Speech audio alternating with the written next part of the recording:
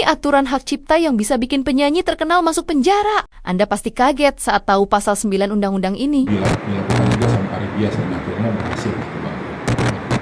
Ya, jadi ini kan pembelajaran bagi kita semua, ya, terutama pelaku industri rekaman, ya. Karena seperti yang sering kami sampaikan, Undang-Undang Hak Cipta nomor 28 tahun 2014 itu kan sudah jelas di pasal 9-nya itu mengatakan, ya, ayat 1-nya itu adanya pertunjukan ciptaan, 9 ayat 2-nya itu wajib untuk mendapatkan izin pencipta kalau kita ingin menggunakan satu karya cipta itu secara komersil, ya. Ini yang selama ini tidak disosialisasikan. Yang disosialisasikan seolah-olah dengan membayar ke LMKN udah cukup. Pakai pasal 23 ayat 5. Pada 23 ayat 5 itu kan di bawah judul hak ekonomi pelaku pertunjukan. Sementara kalau di pasal 9 itu kan di bawah judul hak ekonomi pencipta. Nah, jadi semua merasa keberatan untuk meminta izin. Padahal memang undang-undang mewajibkan hal seperti itu. Itu kami lakukan ketika mengajukan gugatan Ari Bias ke Agnes Mo. Nah, sekarang kalau misalnya kemudian ada pencipta lain yang kemudian sadar akan hak eksklusifnya atas karya ciptanya seperti Yedi Dores itu, dan dia melihat bahwa ada penyanyi yang membawakan lagunya secara komersil dan tanpa izin, saya rasa dia berhak dong untuk melakukan upaya hukum dan melaporkan penyanyi tersebut, ya. Baik secara pidana, karena memang di 113 itu kan juga ada sanksi pidananya, dan juga tentu ya secara keperdataan juga boleh, kan begitu ya, karena di situ juga ada kerugian hak ekonominya. Jadi saya kira semakin banyak orang yang sadar bahwa tidak seharusnya penyanyi itu mengeksploitasi satu karya cipta itu dengan cara-cara yang semena-mena seperti hari ini, ya.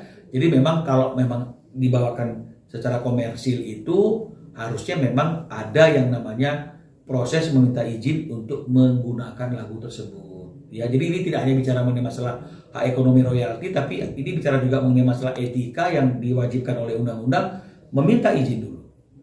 Nah, baru kita bicara mengenai masalah hak ekonominya.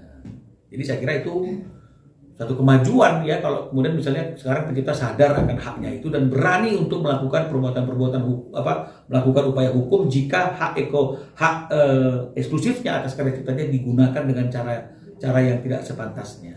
Artinya selama ini kan penyanyi itu merasa aman karena menganggap kewajiban untuk membayar kan ada di yang mengundang gitu, Bang, karena mereka menganggap ini urusan mereka sama LMKN gitu. Sementara sistem itu kan belum berjalan dengan semestinya gitu. Artinya muncul kekecewaan karena ya gue belum dapat nih penciptanya begitu. Jadi kan ini kan kalau masalah belum mendapatkan royalti kan ini bicara mengenai masalah ekonomi. Tapi kan undang-undang mengatakan izin dulu. Nah, sekarang kan semua orang berpikir bahwa orang yang berkewajiban untuk meminta izin itu kan adalah pengundang. Loh, sekarang kalau saya mau panggil penyanyi, emang saya tahu dia mau nyanyi lagu apa? Emang saya tahu dia pencipta lagunya yang dinyanyikan mereka itu siapa? Yang paling tahu dan paling kenal lagu itu siapa yang ciptakan, ya tentu adalah penyanyi itu sendiri. Jadi makanya undang-undang itu saya katakan berulang-ulang, sebenarnya yang dibebani untuk meminta izin itu adalah penyanyi, ya. Yang dibebani untuk membayarkan royaltinya itu adalah penyanyi sebagai pengguna, ya. Karena kenapa saya bilang penyanyi itu adalah pengguna? Karena di dalam Undang-Undang Hak Cipta juga diatur tentang hak ekonomi pelaku pertunjukan sama hak moral pelaku pertunjukan. Nah, artinya pelaku pertunjukan itu adalah penyanyi. Karena kan nggak mungkin IO pelaku pertunjukan. Emangnya ada hak ekonomi IO? Ada hak moral IO? Nggak ada.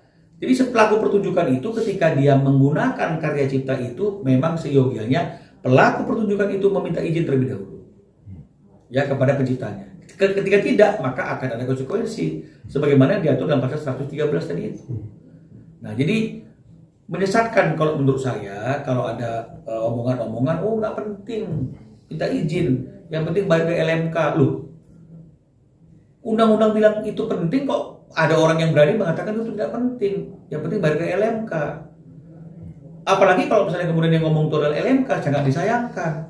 Karena LMK itu sendiri kan tugasnya cuma 3 menurut undang-undang, ya kan? Nah, menghimpun, kemudian mengelola dan mendistribusikan. Dia nggak berhak untuk bicara apapun tentang kekayaan itu. Yang berhak berbicara tentang kekayaan itu hanya penciptanya, si pemilik kekayaan. Ini yang kita harus kembali kepada aturan undang-undang yang berlaku dan Jangan karena kebiasaan kita itu udah salah, terus kita nggak mau merubah kebiasaan itu dan kita salahkan undang-undangnya, kita salahkan penciptanya, janganlah. Ya, jadi kalau misalnya kemudian penyanyi itu sadar akan hal itu, gampang kok sebenarnya. Dia tinggal mendelegasikan kewajibannya itu kepada penyelenggara. Kamu minta izin ya, bantu saya minta izin. Kamu bayarkan juga ya. Dan saya nggak akan mau naik panggung kalau kamu belum minta izin atau belum bayar royaltinya. Ini kan akhirnya kan membuat ekosistemnya berjalan. Tapi ketika penyanyi merasa bukan tanggung jawab gue kok, penyelenggara, pengundang juga berpikir kok tanggung jawab saya. Akhirnya semua orang merasa tidak bertanggung jawab, lempar-lemparan. Nah ini yang menjadi situasi yang seperti hari ini. Jadi saya kira ayolah, artinya kita juga mulai sadar bahwa memang harusnya seperti itu. Jadi kalau misalnya pun ada pencipta yang mungkin dia merasa berkecukupan, ciptakan lagu cuma sekedar hobi, ya nggak apa-apa. Tapi janganlah pendapat pribadi itu disampaikan yang membuat orang akhirnya berpikir sebenarnya nggak perlu diminta izin. Itu kan opini perorangan saja. Tapi undang-undang mengatakan itu harus memiliki izin. Jadi jangan juga kita menganggap orang yang membebaskan karyanya dinyanyikan secara bebas itu pahlawan. Jangan dong. Justru dia nggak pahlawan karena dia menjolimi rekan-rekan pencipta yang lain yang memang mau taat kepada undang-undang untuk menggunakan karya ciptanya harus meminta izin terlebih dahulu seperti yang diamanahkan oleh undang-undang. Pasalnya cukup berat juga ya Bang ya terkait hak cipta ini. Maksudnya tuntutannya.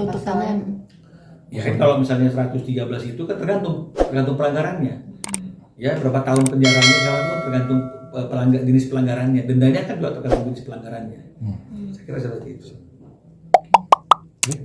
Siap, terima kasih Bang.